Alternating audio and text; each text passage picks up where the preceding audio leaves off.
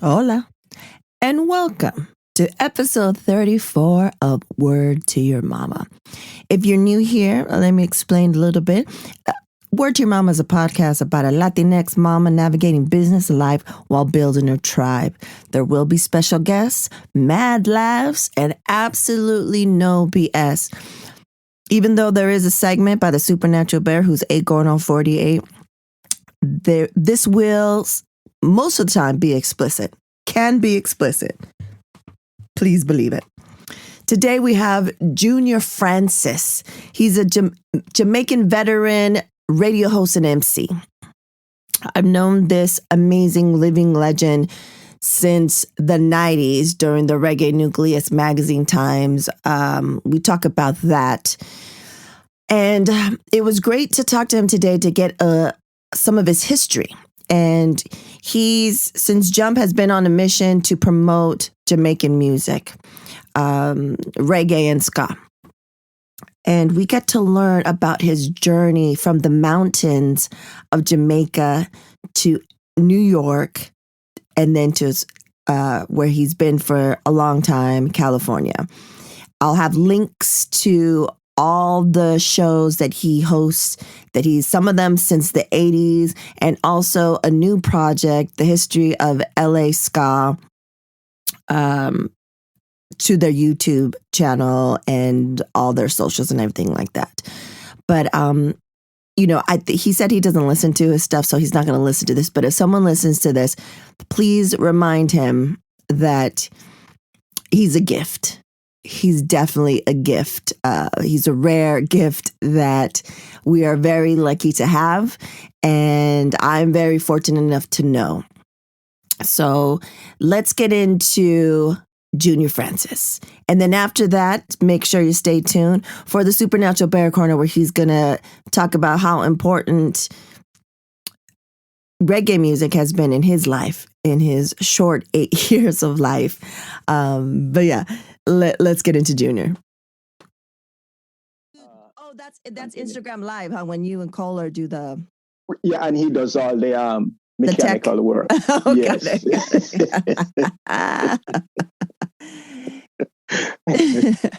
Junor, thank you so much for taking the time out. I wasn't sure if you would do it. Join me, honor me with your presence. But I asked Kohler first, and he's like, I think so. And I was like, yeah, let me ask him. Your Majesty, I want to thank you for the invitation. I'm not sure how I could say no. You're the best. You're the best, Junor. So much respect for you being here today. I just wanted to start off. How are you doing? I mean, I know you guys been busy, but how have you been personally, mentally, spiritually during this crazy, the past year that we've all had? Well, I started a suicide prevention organization during the pandemic. It's a joke. Oh.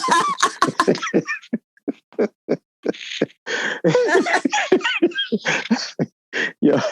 Oh, Junor. No, it's beyond frightening. I think if I wasn't active, with what I'm doing with EK and doing the radio, I don't think I could make it, because I'm used to being so active. I'm made very active in all these years, Yeah. And then all of a sudden. So the adjustment was pretty difficult, but also, first and foremost, is staying alive.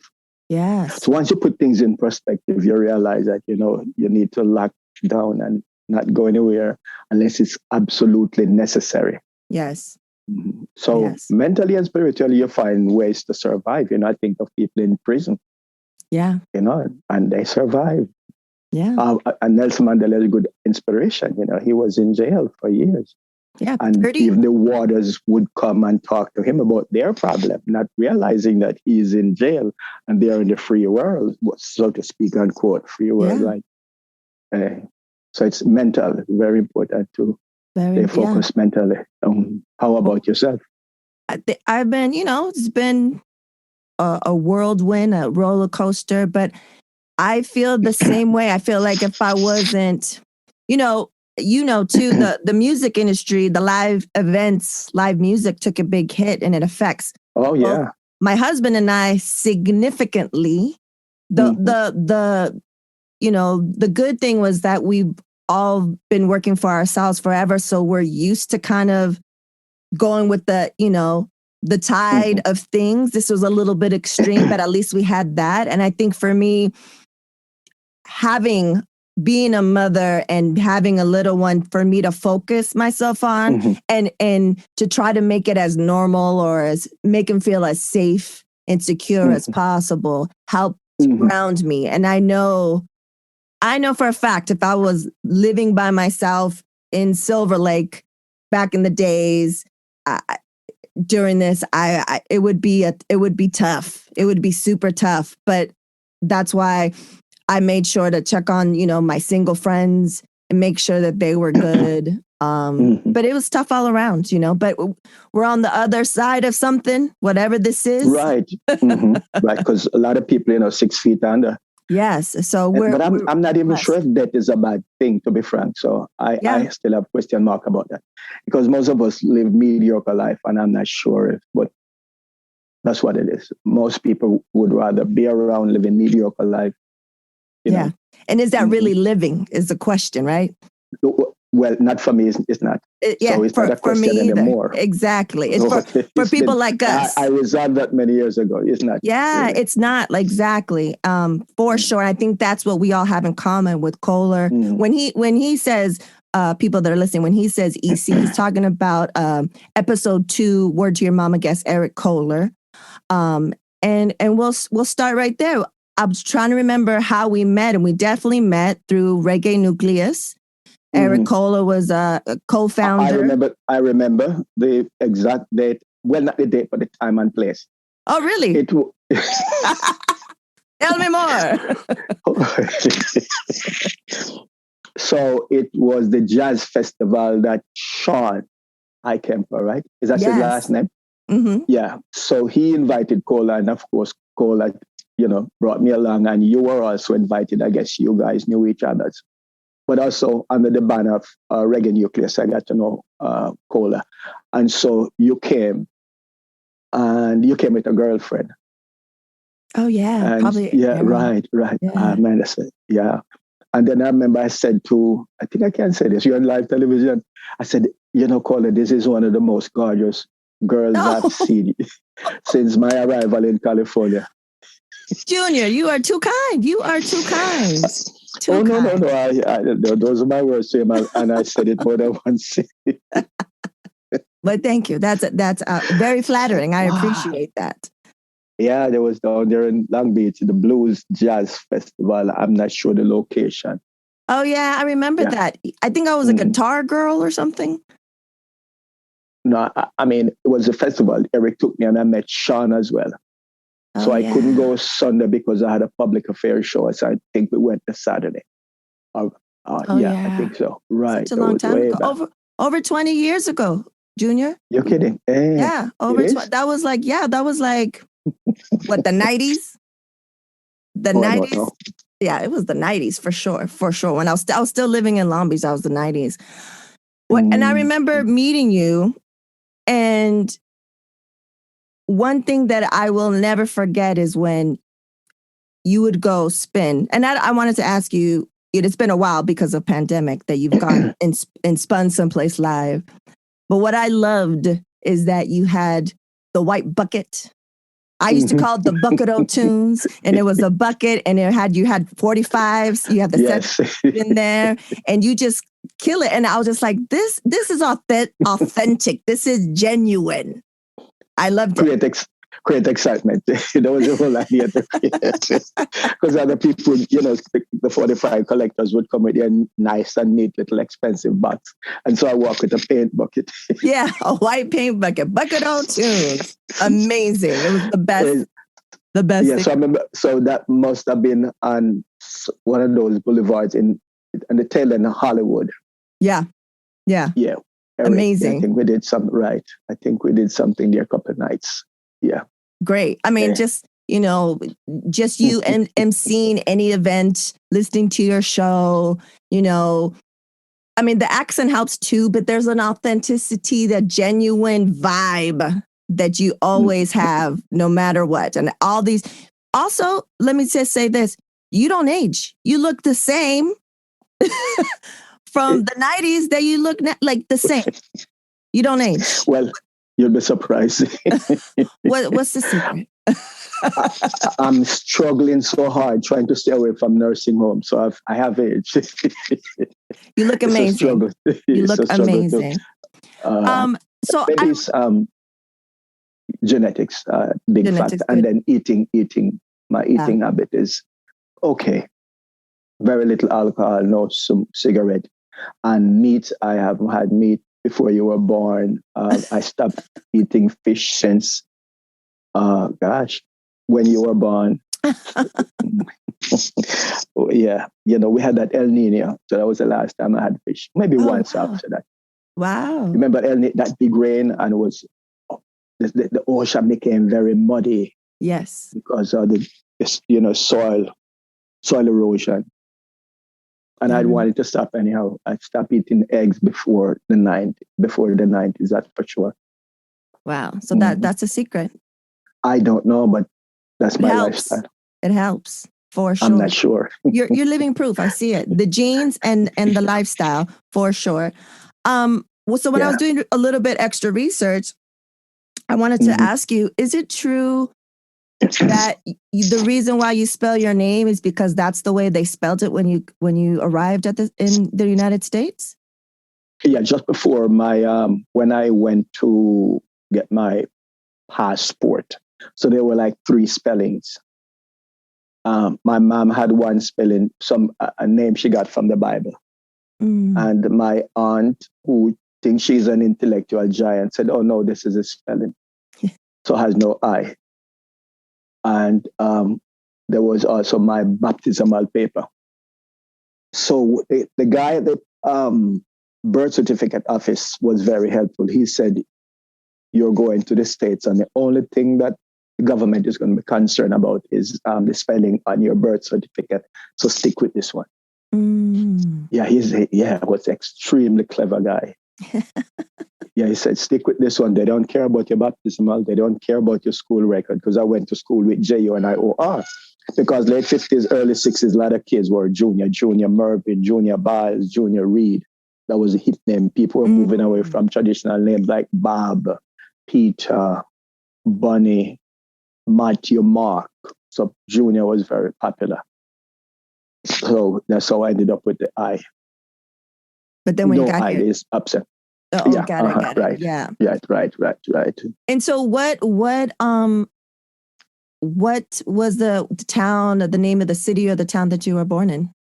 Town, you're kidding, way up in the hills of Manchester. There's no electricity. Wow. Way up in the hills. Farm. But my parents were not extremely dirt poor. Because I was checking recently, my grandfather had 5 pieces of land. Most people didn't have their own land back then, so we were relatively okay. My mom left for England. She went to Manchester just before my 7th birthday. I'm trying to remember, before my 7th birthday. So I grew up with my grandparents. When I was sick once. I've been sick since. I had kidney trouble, some trouble with my kidney. So doctor said I should drink. I remember vividly. Plenty of water, plenty of coconut water, plain rice without salt, and I shouldn't get beaten. No, thank you. So boy was there, yeah, oh man. So I went to kindergarten, no beating. And at home, none. No, but as I got older, my grandfather would hit, but he would, he wouldn't hold you. He would 1, 2, 3, 4, and I'm your God, right? In school now, they practice corporal punishment, so there was beating in school. So I love school like you love a fly on your dinner table. For that reason. I just school whatever my thing, but I went every day because education was important. My grandfather saw that as a way out. He was self-taught to a great extent. So he figured if it's raining, I said, I'm trying to not go to school. He'd say, other kids are coming from far. They left earlier because they live farther than you. I bet they're wet, but they'll survive.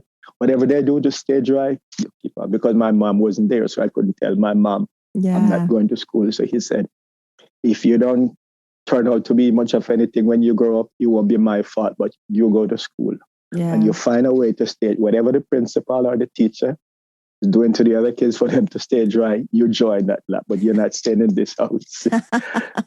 So I was always in school. Yeah, it's not too fascinating. I have a brother, half brother, he went to Kingston. So that was really not funny sense. Yeah, I missed the security when I started elementary school. He would look out for me. Then he left, and my half sister as well. So that was also rough in school. But my brother, he was around music, electricity, and jukebox. So I always wanted to go to Kingston. So I really despise living in the country. And so when you came to the States, how old were you when you came to the States? And what made you come to the States? Well, my mom left England and came to the States. So I didn't get to go to England, which is very good. I'd probably get lost in the shuffle there. So growing up in Jamaica, I think I found my identity. I grew up during the Black Power movement and the emergence of the Rasta movement. So I knew myself when I came here. My port of entry was New York. I just before my 21st birthday. Because if you turn 21, the US government think you're old and should head off to nursing home. So my mom did everything to get me in before I was 21. So arrived in New York, culture shock. I bet. Oh, man, yeah. All these tall buildings. No one says hello to you. No one knows you. And I came in the fall. So by winter, people rushing home, to get out of the cold, to do nothing but watch television. So I became a part of that culture. But over the years, reggae started growing, and I kind of like it. I had a cassette, so I cassette player and started recording a couple of reggae shows. That really helped. Because growing up in Jamaica now, music was my surrogate mother. Scan Rocksteady, and then reggae evolved. My mom bought me a transistor. There was a guy who came from the States, used to come and farm work, so seasonal. When the crops are over, back to Jamaica. And he went to town, so he was upstate, and he went to Manhattan. And he saw a transistor radio, so he bought one. It didn't need any electricity, because we didn't have electricity back then. Few people had what you call transistor radio. When I saw that, I remember when before my mom left for England, she said, anything you want. She's trying to bribe me. Said, anything you want, you just let me know. So I'm thinking, well, in retrospect, what can a 5-year-old, 6-year-old child want? A car? So she could always say that, but she said, make sure you behave yourself, go to school, and anything you want. So I saw this guy with the radio. I wrote my mom right away, said, I want a radio.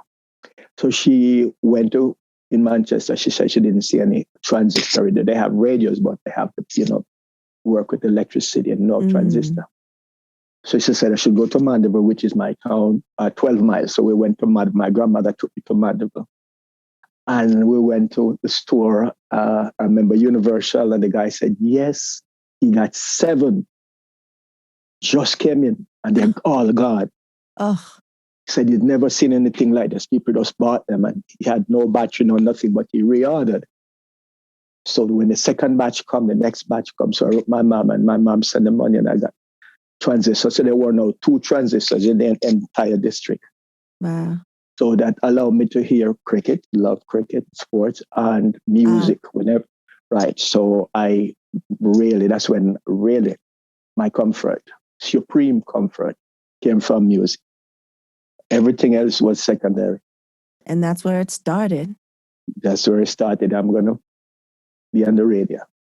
Yes, man, one day.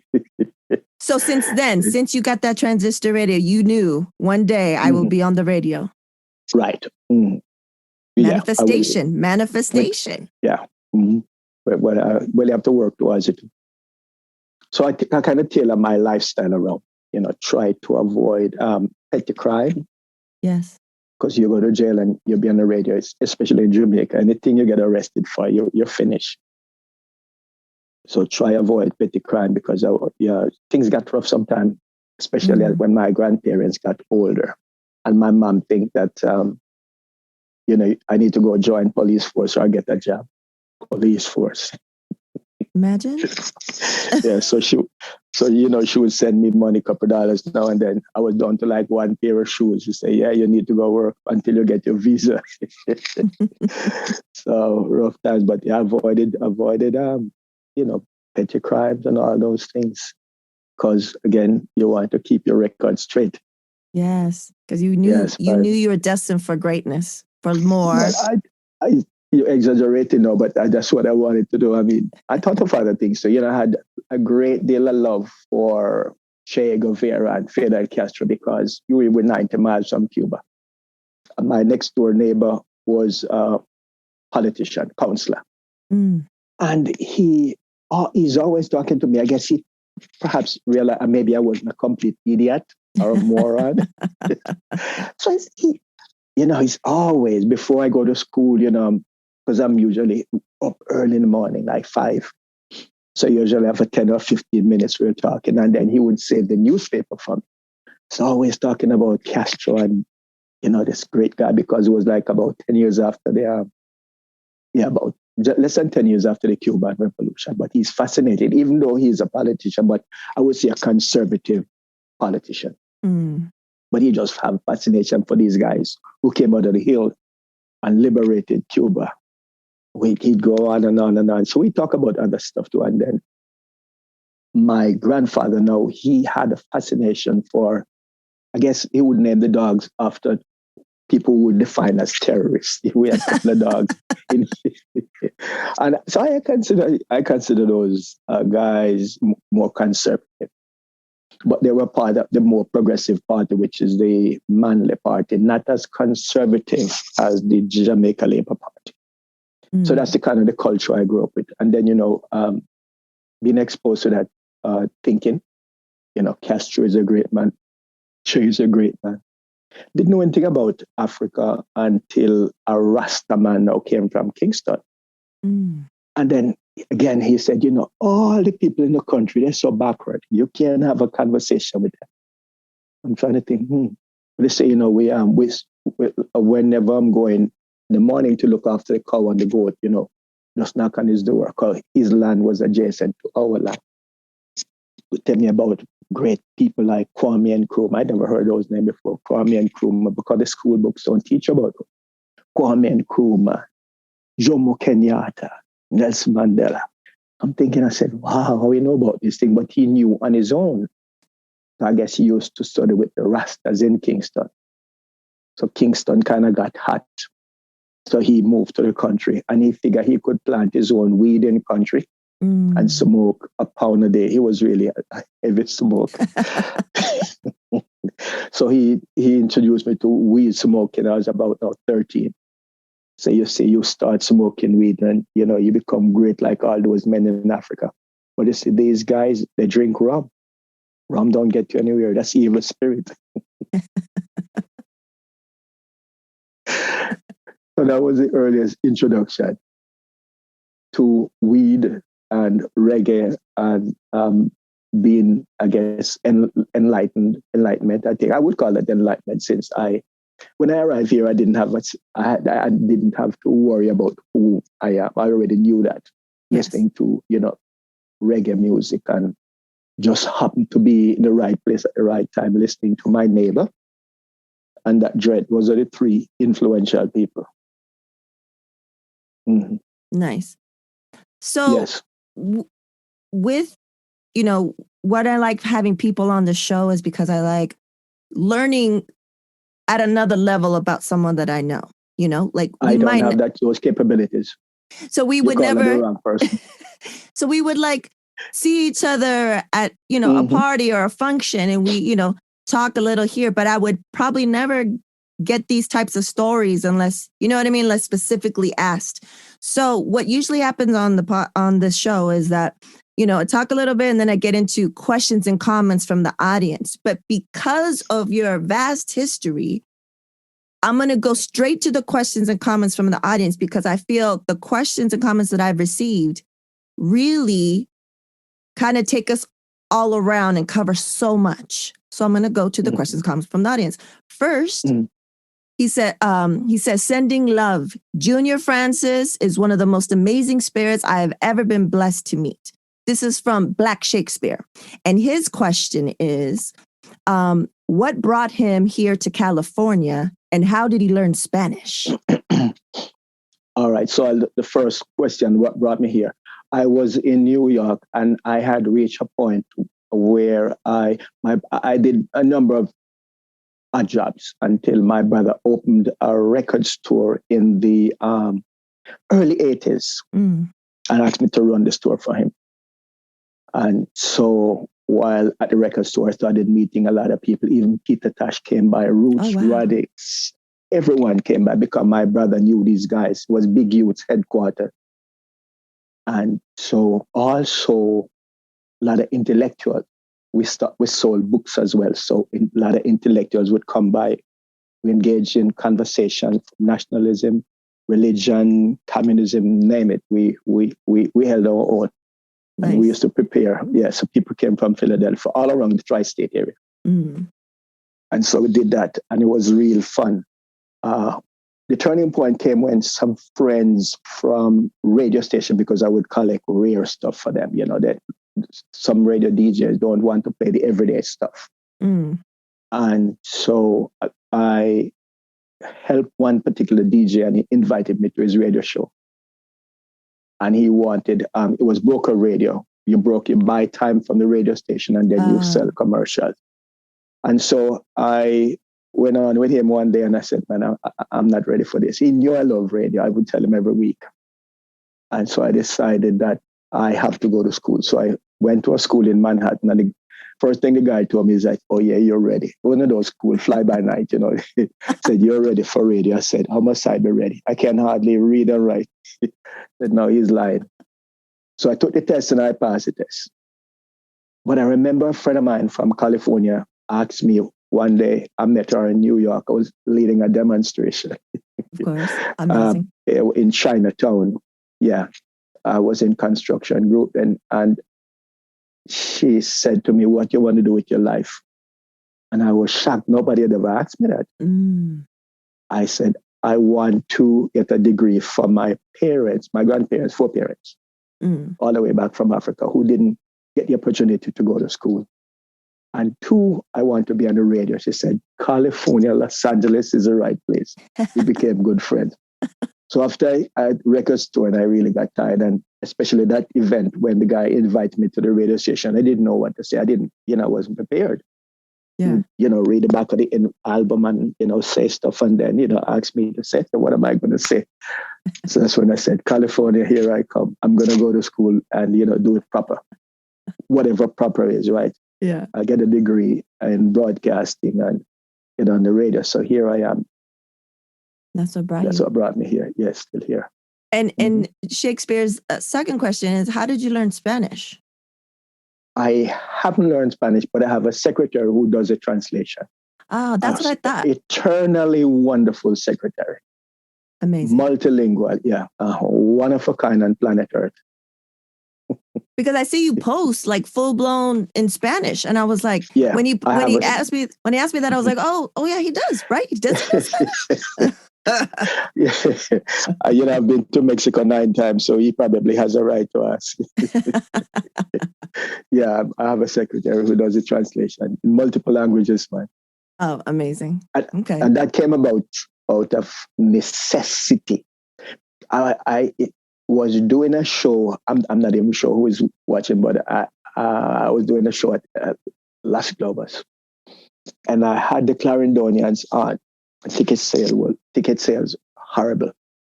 So I added Pat Kelly to the list. And I asked a friend of mine, to translate, because the vast majority of people who are attending the concert are Latinx. Is that the word? Latinx. Mm-hmm. Yes. Right. So I said, can you translate for me? I'm still waiting for a very good friend. Hope he's not seeing this. Still waiting. And so never happened. So a friend in Mexico did the translation and showed me how to do the translation. I used to he was heavily into obscure Jamaican music. So I would translate the songs that were done in patois for him. And then he did my flyers in the early stages and showed me how to.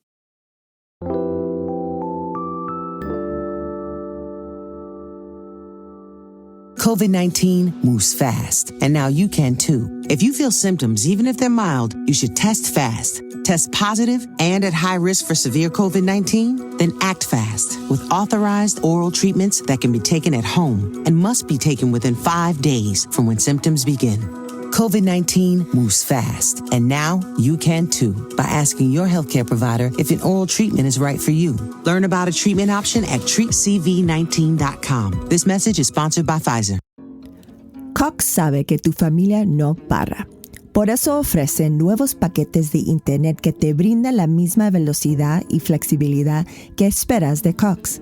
Además, Panoramic Wi-Fi está incluido en algunos planes sin costo adicional.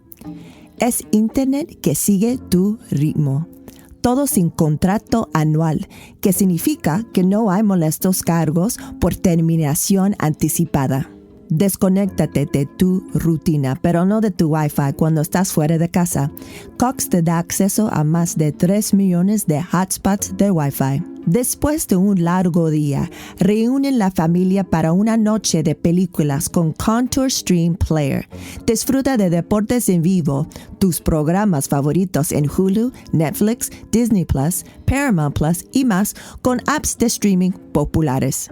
Conoce más en cox.com/español.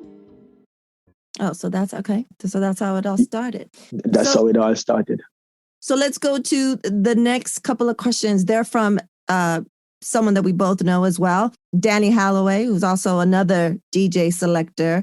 Yeah, big respect to them, both of them, Shakespeare and Danny. Shakespeare, I know Danny. Yep, and Danny. So Danny was amazing. I was like, I'm gonna be talking to Junor. Do you have any questions or comments? He sent me like a book. And so I had to like dwindle him down to a couple of essentials that someone else didn't ask, but like he had a grip of them, but it was great. So one of the questions is, one of the best questions is, name 3 best Jamaican women vocalists of all time. Mm-hmm. It would be probably the I3s with Marcy on top. And I would put Judy somewhere in the middle.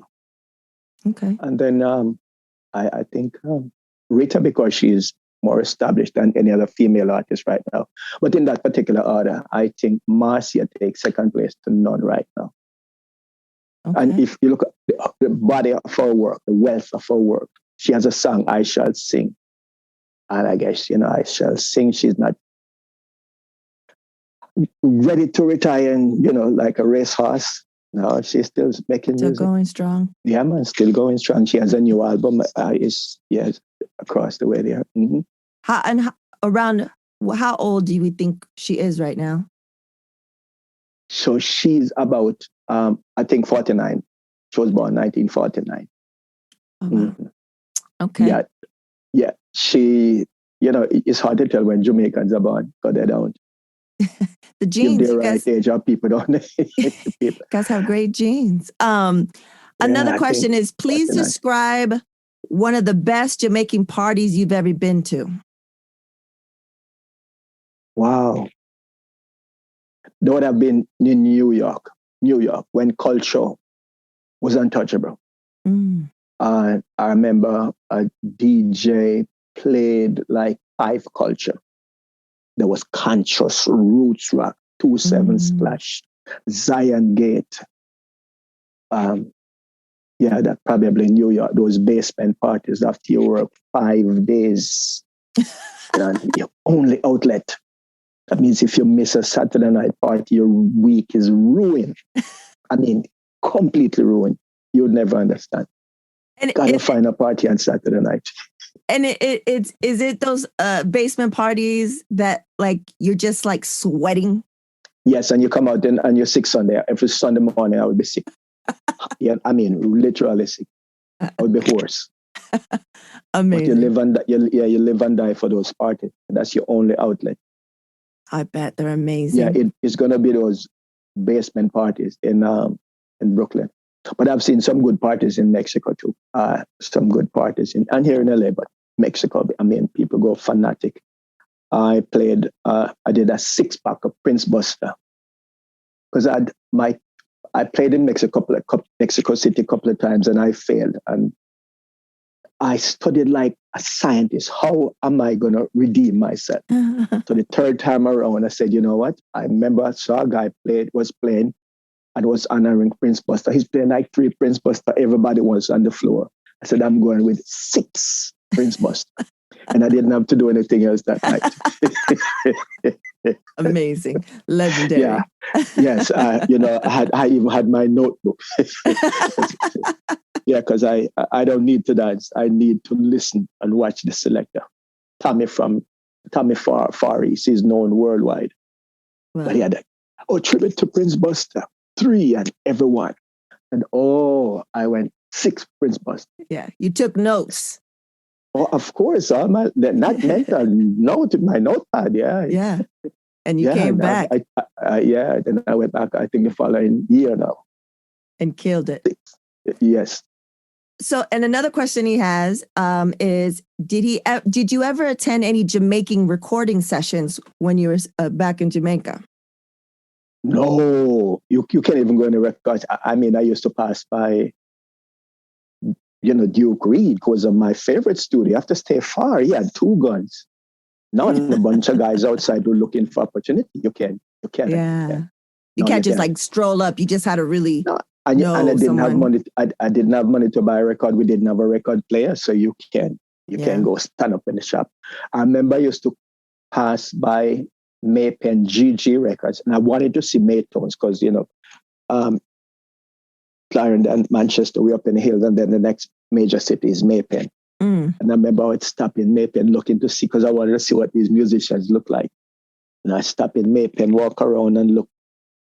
But of course, I probably saw Heptones and didn't know it was him. He told me he used to sell records in the store. No, but I didn't.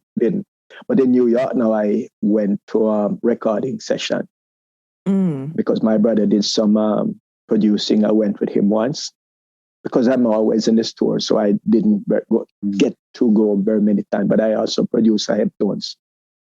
Oh, record. Yes. Yeah, I produced a Heptones. So Heptones used to use the store as their headquarters as well. So they're, encouraging me to, become a producer. But I never liked producing for the simple fact that people are always criticizing producer, I remember people used to ask me to all England, the record companies shall remain nameless.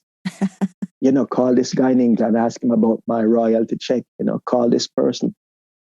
Tell them you're a lawyer, Francis, from New York. Yeah, fall on deaf ears. So I never liked producing, but Heptones said, let's try something. So I wrote a poem. They turned it into music. Amazing. And even now, I think I have some unreleased materials that Heptones produce. Because one of the guys have kid with my sister, so I got to know them well. Gave me some song. He said, all you have to do, make the stamp, put them out and press them. No one can come to you to ask you for a royalty check because I'm the producer. I still didn't put them out. Yeah. So that's any plans? No, it's even worse now.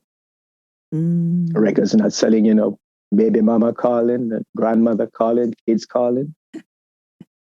Yeah, I wasn't ready to deal with that. Got it. Yeah, okay. My brother did that. So. The next question is, there's been a new generation of reggae artists who are mostly white, not from the birthplace of reggae music, and they have been enormously successful. How do you feel about the current state of acts like Revolution, Dirty Heads, Irate Men, and Soulja, if I'm saying that correctly? Do you think Jamaican artists are losing out in ways that these groups are not? Why do you think reggae artists in Jamaica do not make the same amount of money like American acts who take up the music and sell millions? This is from a mutual friend, good friend, episode 33 guest, Karen Hernandez. Well, we have to learn how to see things in connection and not in isolation. Okay. So the first R&B record in the United Kingdom BBC library was a rock and roll song by Fats Domino. When he was asked, well, what kind of music is this? He said, it doesn't have a name. And then a couple of years after, we see Elvis Presley came and he was the king of rock and roll. He got a name now and got a face to it. Yeah. And I don't think there's any difference between what happened back then with African-American singers and reggae singers. Yeah. But there's a certain deliberateness on the part of the California and I guess American concert promoters to really promote the white artists over the black artists. I think it's deliberate. Same thing that happened to black music. Yeah. So if you understand that, you don't even ask a question. God. But again, right, but I welcome the mutual friends question, but it's basically the same thing. What happened to black music, right? What all happens to them happened to every genre of black music. Right. When Sam Cooke met with Martin Luther King and said, he's going to finance the movement. Because I think he had rights to his music. He disappeared. When Otis Redding had rights to his music, his plane crashed, and maybe these things are, maybe they're real genuine accident. Bob Marley, was going to control his music, Caribbean.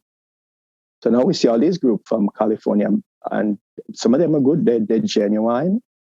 Sing a lot of beach reggae, Yeah. And we can't expect these guys to sing about equality and justice because that's not their experience. We can't expect them to sing about police brutality because they're not being brutalized by police.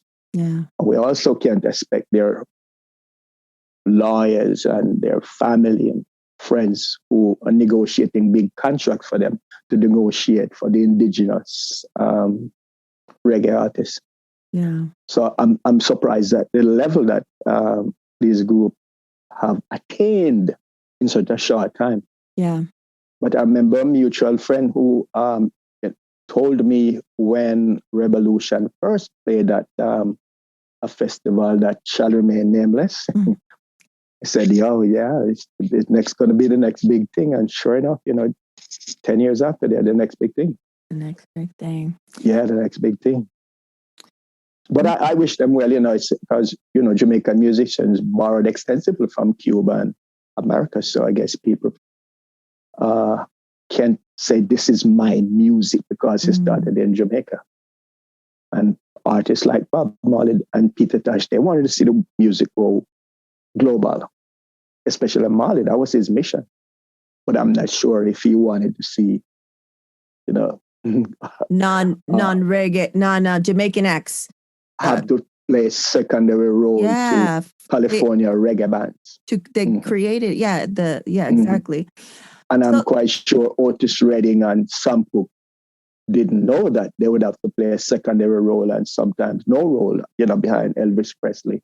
And the Beatles and the Stones and the Beatles or something like that recorded some of his music, some of their music, and made it big. Yeah. But they had the rights. But here's the thing, though. One distinctive difference between the American artists and the UK artists is that they acknowledge and embrace and appreciate the black music. Whereas in America, we kill the Native Americans, we take the land, we don't acknowledge them. We brought the slaves in, we brought people in and turned them into slaves. So we have had a long and extensive history of not acknowledging indigenous. Yes. So it wasn't hard for Elvis Presley to deny or not recognize that he, is born extensively from African American, the white artists, because that's the history of this country. Definitely. It's called Eurocentric thinking.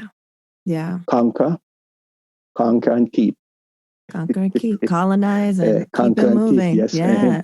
From coast to coast and kill everything, human beings, whatever is in sight, you conquer and culture, take. the whole shebang. Yeah. You conquer and you take. It's now yours. So again, Elvis Presley, black artist. Wow, are you kidding? In this lifetime? Yeah, maybe he did, and I guess we haven't heard. Many of those artists back then, though, didn't thank and appreciate Black artists who they No, learned and borrowed from. But not at all. Rolling Stone, yeah, they do, and especially the Beatles, they acknowledge African American for their contribution True. and what they have borrowed true. from them. Mm-hmm. Very true. Okay, the next question is, love to know why he believes more Jamaican music fans haven't really and still aren't really helping to preserve and promote old school genres of ska and rock steady like you have since the 80s. And this is from episode 3, Word to Your Mama guest, Eric Kohler, EC, as you call him. Right. I mean, EK, sorry. Yes. Jamaicans want the newest thing. Even Bob Marley was asked about ska. He said, that's in the past. I'm going forward. Right. So we leave behind. We don't preserve. But I guess I'm the exception to that rule. And I'm not sure why I have over the years. Well, when I started out, when I said I wanted to when I come to America, or if I went to Canada, that I would be on the radio, that was the music that I wanted Americans and Canadians and the world to hear the music. So that's where all that started. I think that's the genesis of that thinking that they must hear Scatterlights, because I honestly and sincerely think that the Jamaican artists who are singing in the 60s were just as good as American artists, because in Jamaica there's a thinking that the artists are not as good as American music because the radio stations used to play primarily foreign music. So he who pays the piper calls the shots. So the American, what you call them now, I guess not the producers, but the people who work, the agents, pay the radio DJ and radio station to play American music. So the justification had to be that Jamaican music wasn't as good. But I remember one day I was listening to, and this is what solidified my view when I heard Alton Ellis, and I said, this guy's just as good as Sam Cooke, just as good as Otis, and Jeff Brown wasn't considered a great singer. And those are my favorite, Otis, Sam. Yeah. I said, Alton Ellis is up there. I'm going to prove to America that these guys are just as good. I want to prove to them that Scatterlights are just as good. Because I'd read early, where I think an English author had said that Dan Drummond was one of the greatest trombone players in the world, among the 4 greatest trombone players. So that guy's in Jamaica. So this music is just as good, because I had the opportunity to listen to music perhaps more so than a lot of people, since I'm always walking around with my transistor. Yeah, I'm saying that these guys are really good. And I convinced myself, and it's own brainwashing. No one else did. I brainwashed myself. And I guess Jamaica was the point of gaining independence. So that's, I guess, nationalism. We start seeing yourself as a nation now, because we were, I guess, brought up to think that we were British. You're British subject, so you're British, right? England is your mother country. So now you're going to become free. You need your own music. So I guess some of that rub off. Yeah. Jamaican music is just as good as. So I'm going to prove to people wherever I go that this music is good. Yeah, went to London. I got a whole bunch of ska from my dad. Say, when I'm on the radio, I'm going to play this, because the radio stations in New York were playing ska. And he who paid the piper called the shots. People were advertising. They didn't want to hear ska. They want to hear new music. So I say, all right, when I get on my radio show, preserve these cars and rock steady, people are going to hear them. So that's how. And since the 80s, you've just been doing that exact same thing. It's amazing. It is amazing to witness, to hear about, that you've known since you were 5 or 6 with the transition radio, and you knew what. But then you become a prisoner to those ideas. They won't. They won't. Do you like? We'll get, before you leave, I want you to tell everyone about your radio show and about history of ska LA. But do you, in your leisure time, do you listen to other genres of music? Because I have. No. Well, let me do it in 2 parts. When I was in New York, where everyone is collecting everything. Yes. Especially soul. Soul music was big, and practically all the Jamaicans who could afford to buy a record. I could dream about buying these records in where we were in Jamaica, but we didn't have money, so you came to New York and started looking for them. So I did that too. But when I came here, I became friends with a professor who, Masalela, is from South Africa. Mm. He was a member of ANC and was forced into exile. So we became very good friends. He's an intellectual giant. And so his thinking is that he loved jazz and there was never any need to listen to anything else. Meanwhile, I was listening to reggae and South African music and African music and so on. He said, no, he stays with soul, with jazz, and he's totally and completely satisfied. And I guess he refused to listen to Bob Marley. He had lived in Germany. He went to Germany to live to see what communism was like. And then he came back here and started lecturing university at the Claremont colleges. And so he said, no, he's seen and heard everything. Bob Marley in Germany, friends used to force him to go, which he did to maintain friendship. No, it's jazz. Jazz only. Jazz and jazz only. I have his collection here because he moved to Thailand. And so I decided reggae, ska, rocksteady would be my focus. So I stopped listening to everything else. But in Jamaica, man, you get everything country and western. I have lots of country and western here. Dolly Parton was my favorite in New York. I still love her, but I still love her too. She's the best. I love her. Mm-hmm. I grew up on, a lot of people don't know, I grew up on country music because the man that my mom was with since I was, I don't know, 6 or 7, he was Tex-Mex. So he's from Texas. Mm-hmm.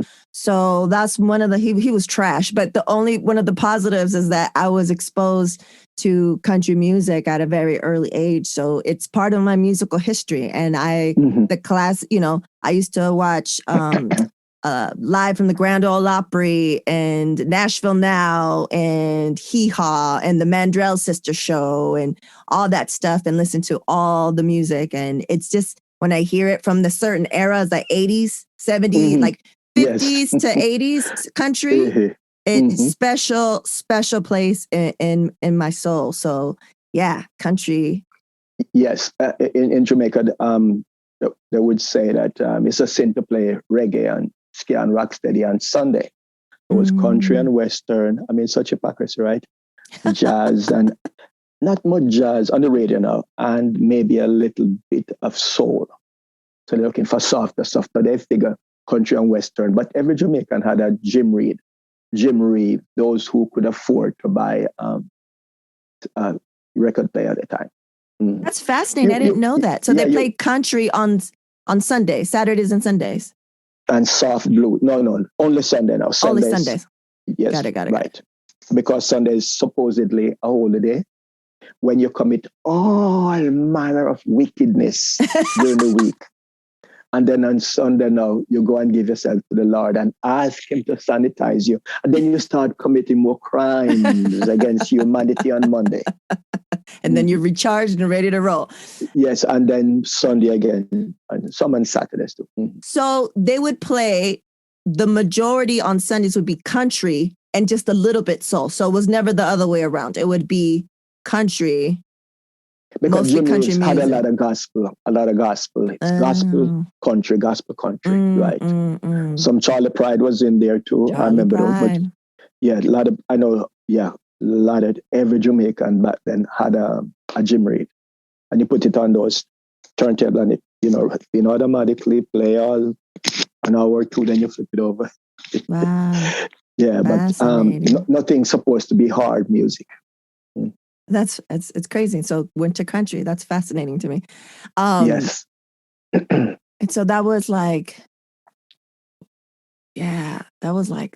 definitely way back in the day. I'm going to do some research, but I'm just trying to envision the time frame of that and the artists from that time that they would be playing, like Charlie Pride and all that stuff, the good stuff. The good stuff, and especially if it had a touch of gospel or storytelling, right? If it's not so secular, then it's past. Right.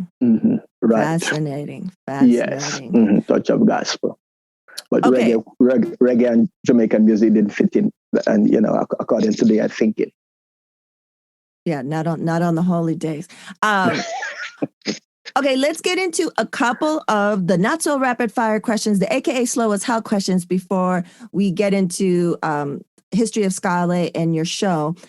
Could you give me 3 words to describe yourself? Oh, I don't have any description. I'm trying to promote Jamaican music. I left Jamaica with that mission, and I'm still trying to promote Jamaican music. I can't describe myself. I'm gonna say ageless, legendary. You want me to say those things about myself? I'm saying about you. You're ageless.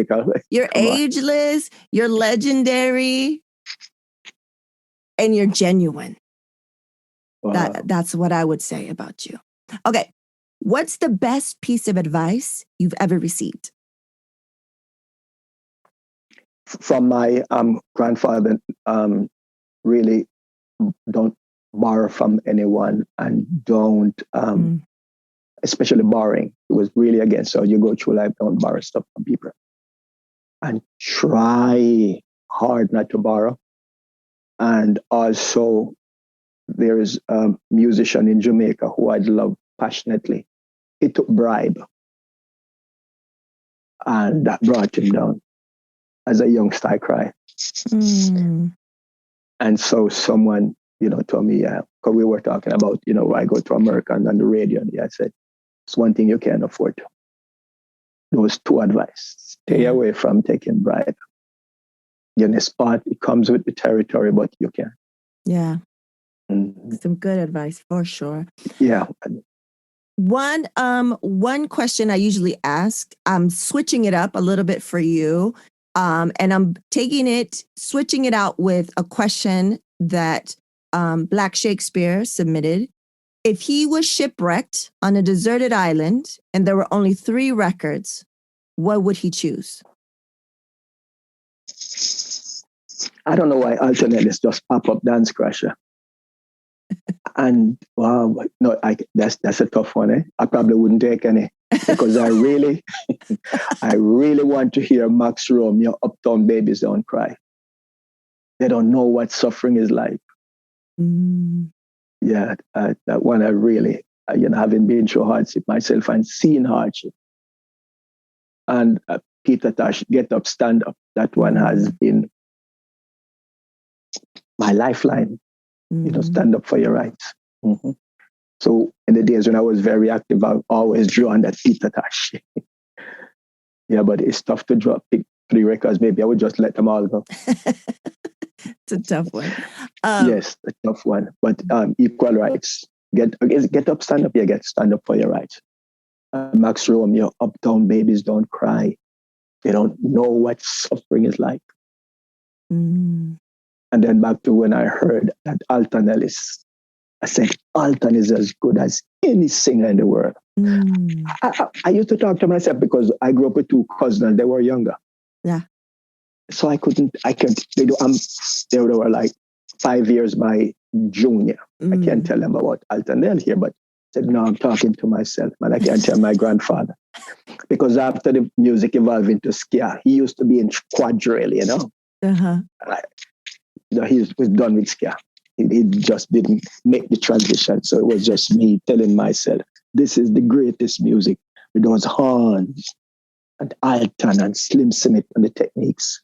This music is great. So yeah, it's hard to stick with 3, but those are some of they would definitely be part of the consideration.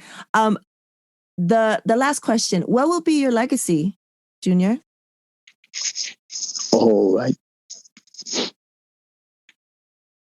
Not yet. I haven't started. I can't talk about those things, man. I can't write home and see how well I'm doing in America. And you look at what Marcus Garvey did. I have legacy, I don't know. But I narrowcasted myself as one who not want to make revolution or unite people as Marcus Garvey did. But I said I wanted to bring the music to America. Wherever city I'm in. Let people hear this music from Jamaica. So I think I did that. My mission was very narrow. my dream, I guess, a very narrow dream. This is what I wanted to do. It wasn't a massive dream to own a television station or to start an organization or start a church. It was very narrow. Let people hear this music. If I get on television, that would be good, but on radio. On radio, and you did it. You're doing it.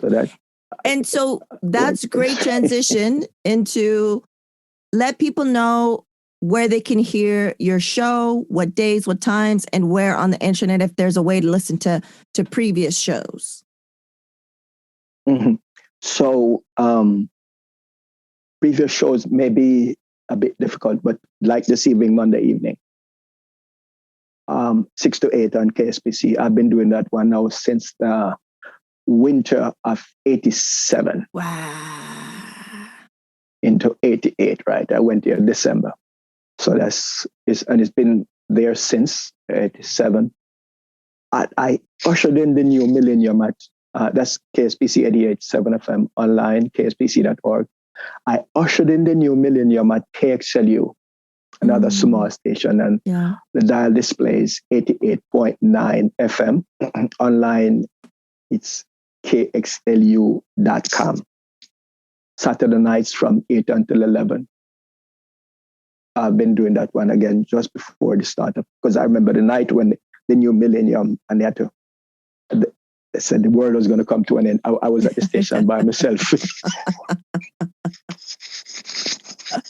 Talk about, you think the pandemic, lockdown is frightening, just me alone. I said everything was going to go off. But it wouldn't affect the radio station because the radio station wasn't plugged into the world. And so midnight, was very frightening. So I'd been there since that. And then more recently, I started doing a reggae mix show on radiojustice.org that's broadcast also on Saturday nights from 11 p.m. until 1 a.m. And it's rebroadcast a couple of times. And then I'm with Cola, I'm doing History of Alaska.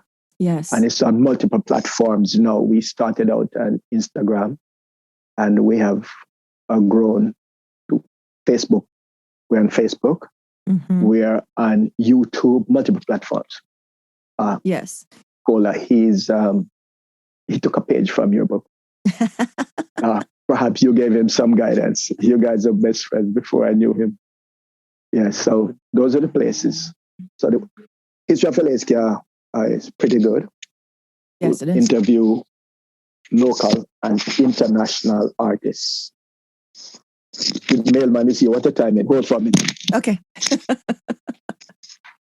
And while he's going to get his mail, I want to make sure that you guys know that I'll have all the things that he talked about, all his shows, History of Ska LA. I'll have all of that notes in the show notes. So you won't miss anything. So you'll be able to just click on it and go to all the places.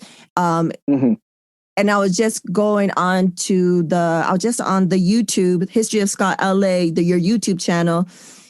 And I didn't get to finish it, but there's a great video that you had, I forget his name, talk about the Havana and Kingston connection. And he plays the different little snippets of a bunch of different artists, like Scatolites and different stuff like that. Yeah, Roger Rivers, that was very good. Yes, stuff like right. He's very good. Yeah. He's extremely brilliant musician on many levels. He's just a genius. Yeah, so that I saw that video. On the History of Alaska, I think he did that recording for. I'm not sure what it was for again, but something EK is doing, Eric Cola is doing.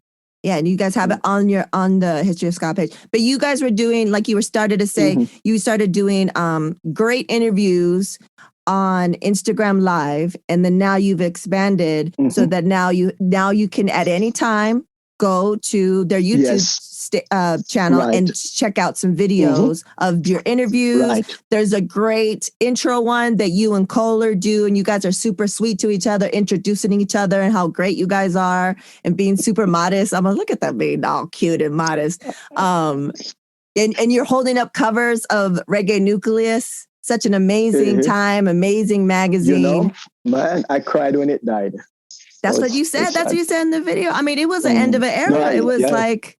Yeah. Because I remember when he asked me, Bunny Wailer was playing at the Long Beach Arena, and he asked me to do the featured article. He said, "Ma'am, if my grandmother was here too, and my grandfather could see." Wow, my gosh. Yeah, those were good I'm times. asking, why is he asking me? Because all these other people are writing. Why is he asking? I couldn't, but I didn't ask him. I just you just did it. Yeah, well, just why is he asking me? It was a good run. It was a very good run. And if you were anywhere close to LA County, you're into reggae music, you know of Reggae Nucleus magazine for sure. There's no way that you didn't know about it. A wonderful, a great service to the community, Eric and Irena. Eric, he gave it his everything, gave it his all. But he's that kind of person, who devotes his entire life to whatever he's doing, devoted, dedicated. Yes. I've never met anyone at his age, at the age that I've met him, so disciplined. Certainly not in New York. I've never met anyone as disciplined as he. This is true. Yeah, not in Jamaica. We don't practice discipline. We don't even know what that is. In Jamaica, we're rude boys. We're too young. But he was very disciplined and had a vision. And our vision coincided. Yeah. Yeah, because I wanted to start a magazine desperately. I wasn't at that level yet. And so, he invited me to, do art review albums. Back then it was albums and CDs. And also invited me one day to go with him to make distribution in Santa Barbara. So that those hours we spent together. So then after that, every week he would call, either for article or to go distribute magazine. So we traveled extensively over the Southland. Yeah, Eric Cole is a good guy. Like I said, if you want to listen to his interview, episode 2 or 3, I believe, and I think the name of his episode is One of the Nicest Guys in the Music Industry, because he's very disciplined, he's focused, but he's also very kind of calm. And I've known him since the 90s because we went to college together, and I have maybe once, he wasn't even that, like, I've never seen him lose it. I've never seen him. Yes. He's never lost it on anybody. There's so many times that he should have lost it on somebody, but he has this gift of this calmness, of the steadiness about him. I guess that's what it is, right? He really helped me a lot to grow and develop over the years. There were times when I lost it, because of things that people done to he and I, but a couple of people in LA, I said I would never work with because they did both of us wrong. We still continue working with them. Jamaicans, we don't forget. Even though we do people wrong, we forget. But when somebody does wrong, you don't forget. And I said, which is part of the hypocrisy of how we all are as human beings. But he continued to work with. One guy wouldn't touch him with a 10-foot pole. Eric still worked with him. Yeah, he's a good guy. I don't know, but yeah. And if it wasn't for Kohler, then I wouldn't have met you, and I wouldn't have been exposed to, what you do and what you bring musically. I feel like I always say, and I say it almost every episode, that music saved my life. And I think that that's one of the things that a lot of us on here, we've met through music, through the music industry. But I think we become family, become good friends because we love the music so much. And it just feeds my soul. Like I know I wouldn't be here if it wasn't for music. Growing up in the, like you said, like it was your lifeline. It was like. Right. As surrogate mother, I call it. Yes. Surrogate. Get me. But as you're on the subject of Kohler, is one of the few persons who I've met who is always thinking about my career. Oh, yeah. Not just his, but how can he help me along without me asking? Yeah. So one day he met someone from Hot 92 and they were talking about radio, having someone on the air. He could say they wanted a reggae show. He could say, yeah, me, I'm the guy, because he had radio experience. He said, I know the perfect person. Quality. Yeah, he could say, me, I'm up for the task. But that's not his way. I'm up for the task. I have, right, that's not his way. That is not his way. He's good. Not his way. He said, yeah, I have the right person. The sentence did not leave Eileen's mouth before he said, I have the right person. Always looking out. Yes. Mm-hmm. And he could have sold himself because it was a Friday night. It was a Friday night. We were on Friday nights from 11 till 1. So, he was free on Friday nights. Yeah. Yeah, good. He said, no, I had the perfect person in mind. Yeah, good people. Very good people. Right. Yeah, and they come one in a million. It's like finding them is like finding a needle in a haystack. Oh, good luck with your search. Yeah, and when you find that person enters your life, right. you hold on to dear life, right. and you don't mess around. Mm-hmm.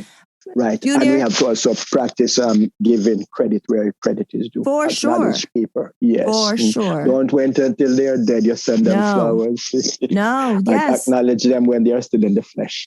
Exactly. That. I just talked about that in the last episode, I think especially because of the pandemic and some certain things that I'm going through, it made me realize who I have currently in present day that I respect and I love and support me, and you want to let them know now while you can. Yes. Face to face, on the phone, Zoom it, email it, text it, just reminders. Like, listen, I respect you, thank you. Just a little bit. It doesn't have to be a monologue of stuff. It could just be like, listen, thank you. You know what I mean? Yes. Good friends, Marvin, my roommate, Scott, Leonie, and Tongela, people been in my life forever. They, helped me along the way. I didn't just get here because I'm me, my friend. Nobody does a solo. Yeah, my friend, who said, what are you going to do with your life? And you said no one had asked you. No one had asked you, and she made you think about it and told you where to go.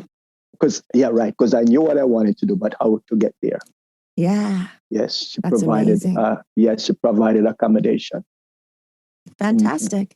And thanks to her, because if it wasn't for her as well, and you wouldn't have taken that advice, and she didn't give you a place to stay, we wouldn't have you. Right. And you're a blessing, Junor. Thank you so much for being here with me today, but also just for everything that you do. You're purist, you're genuine. And I think so many people, if they aren't already listening to you, like I said, I'm going to have all your links, every single one of your links to all your shows and all the things that you do on the show notes so people can feel the vibe and you can share your music with them. And it's just going to add, to their lives. So thank you so much, Junor. I really appreciate it. Yeah, thank you for your time and your interest as well. Because there's so many people you could have called on. I don't know why you picked me. I mean, because you're a legend, nevertheless, living legend. And like you said, I want to give people their flowers, and I want to give more people to know about you, Junor. More people to know about your history. We could have really talked for 3 more hours to get every little nook and cranny. I'll have you on again, but I wanted to get the gist of it. I wanted people to understand a little bit of your history, how you got here, what you're doing, what your mission is, and how you've been doing it for such a long time. So thank you. Yeah, in great joy, I want to say thanks to Ritzy. Thanks for your time. Thanks for the opportunity. Peace out. And now, introducing the Supernatural Bear Corner. Supernatural Bear.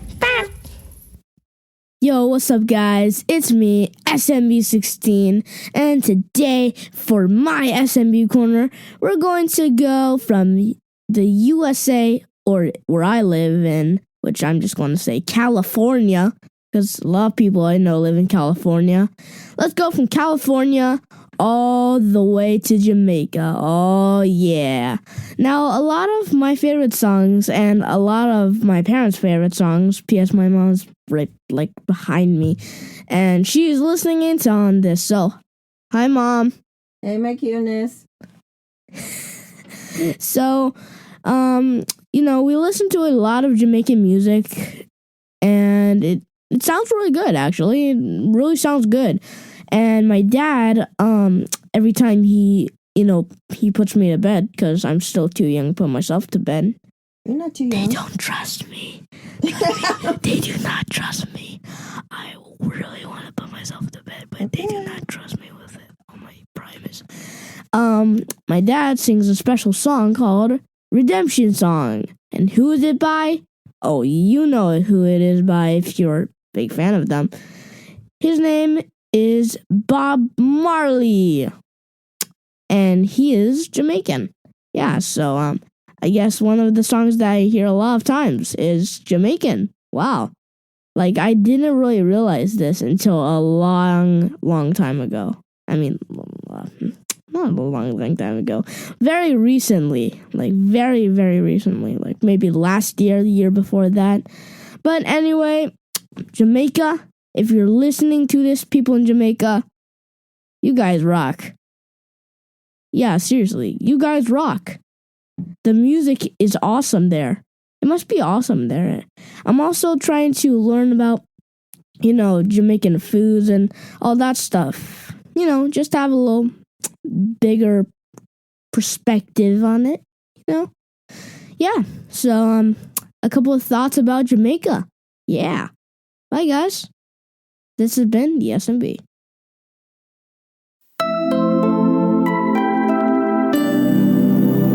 Shooby-doo.